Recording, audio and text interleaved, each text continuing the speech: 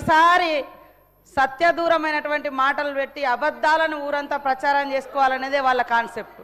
ఇవాళ మేము మహిళలకు ఒక లక్ష్యంతో పనిచేస్తున్నాం. 1 కోటి మంది మహిళల్ని కోటీశ్వరులను చేయాలనుకున్నాం.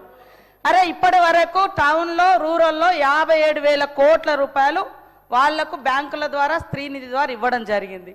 మీ లెక్క మేము రెండోసారి అధికారానికి వచ్చినాక 1 రూపాయి కూడా మీరు మహిళలై వడ్డీ లేని రుణాలు ఇవ్వలేదు. పైగా 3,000 కోట్ల రూపాయలు వాళ్ళ మీద భారం పెట్టిపోయినరు.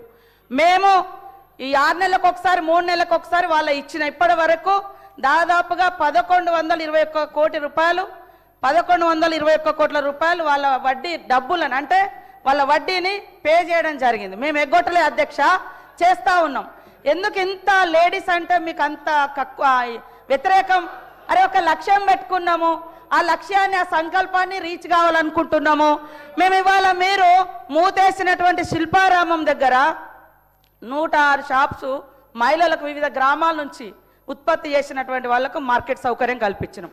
మీరు ఫ్రీ బస్సు పెడితే కూడా దాని మీద అనేక రకాల సెటైర్లు, తప్పుడు ప్రచారాలు, తప్పుడు వీడియోలను చిత్రీకరించడం, ఇవన్నీ కూడా అది మీ వంతు. ఇది తప్పు, ఇది సరైంది కాదు. తరతరాల అణిచివేత నుంచి ఆత్మగౌరవంతో, అస్తిత్వంతో, ఆత్మవిశ్వాసంతో ముందుకొస్తున్నటువంటి ఆడవాళ్ళ వెంట సపోర్టుగా ఉండండి, సహకరించండి. అది నిర్ణయాధికారంలో కావచ్చు, కుటుంబ అధికారంలో కావచ్చు, రాజకీయ అధికారంలో కావచ్చు. నేను చెప్తాను అధ్యక్ష, ఒక ఉదాహరణ. మొన్న మా దగ్గర మేడారం అయింది.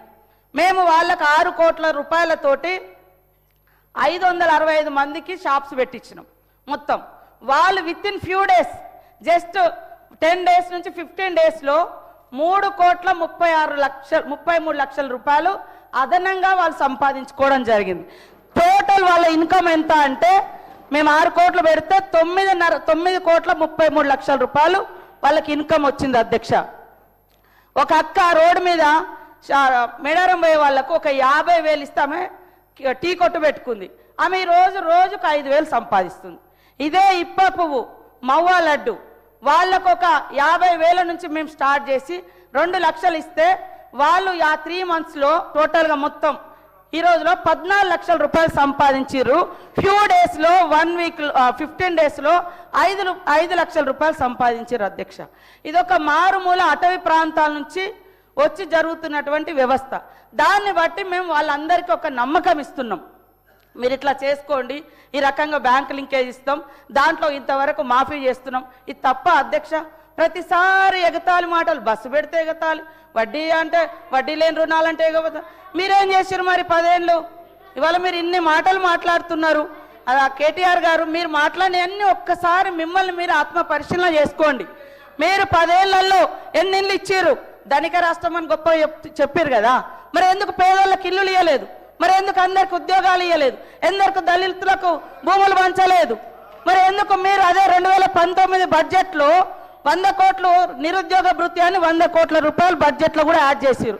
మరి ఎందుకు ఇవ్వలేదు? ఎందుకు ఇవ్వలేదు అంటున్నా. చెప్పడానికి బాగానే ఉంది, మరి ఎందుకు చేయలేదు? ఇవాళ మీరు చేయలేదు. మీరు చెప్పండి, ఆడవాళ్ళ అభయహస్తం డబ్బులను కూడా మీరు వాడుకున్నారు, ఎందుకు ఇవ్వలేదు? అప్పుడు వైఎస్ఆర్ గారి హయాంలో వాళ్ళు జమ చేసుకున్నారు, ఇవ్వలేదు. ఇప్పుడు మేము ఒక్కొక్కటి నెరవేర్చుకుంటూ వస్తున్నాం. మీరు ఏమంటారు? గ్యారంటీ ఒక్కటే అమలు చేయలే. అరే రైతు రుణమాఫీ మీరు ఎట్టే టైంలో రైతు రుణమాఫీ అన్నారు, 10 ఏళ్లలో కూడా కంప్లీట్ చేయలేకపోయారు. అవే కదా అట్లా మిగిలి ఉన్నాయి. ఇవాళ 0 బిల్ ఇస్తలేమా? 200 యూనిట్ల కరెంట్ ఇస్తలేమా? 4.5 లక్షల ఇల్లులు 4.5 లక్షల ఇల్లులు కూడా మాది గ్యారంటీలోనే కదా. ఏదైతే 6 గ్యారంటీలలో 4.5 లక్షల ఇల్లులు కూడా ఉంది, 5 లక్షల ఇల్లు. మరి మీరు ఎన్ని ఇల్లు ఇచ్చారు 10 ఏళ్ళగా చెప్పండి? ఇవాళ మీరు ఇవ్వకుండా మీరు ఎంతసేపు బదనం.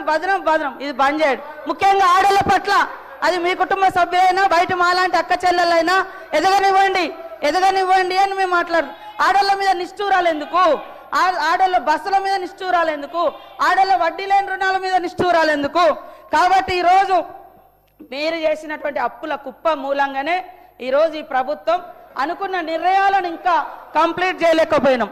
మీరు అంతా ధనిక రాష్ట్రం అన్నప్పుడు మీరు ఇచ్చిన హామీలన్నీ ఎందుకు అమలు చేయలేకపోయారో గదానికి ముందు చెప్పండి.